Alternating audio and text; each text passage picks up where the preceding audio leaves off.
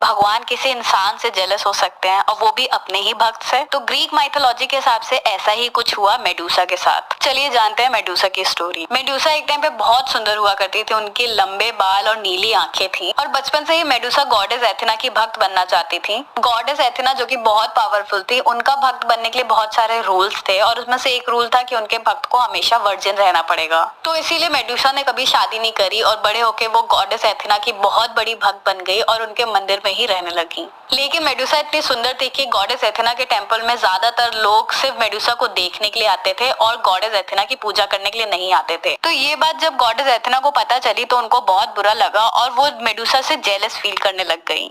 ये बात जब गॉडेस एथेना को पता चली तो उनको बहुत बुरा लगा और वो मेडूसा से जेलस फील करने लग गई।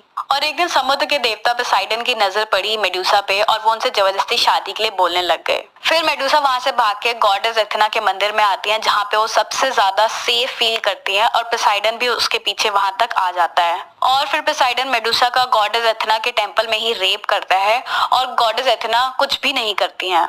और उसके बाद गॉडेस एथेना वहां पे आती हैं और उल्टा मेडूसा को ही श्राप दे देती हैं कि उनके जो लंबे बाल हैं वो सांप में कन्वर्ट हो जाएंगे और कोई भी आदमी अगर मेडूसा की आंखों में देखेगा तो वो हमेशा के लिए पत्थर बन के रह जाएगा।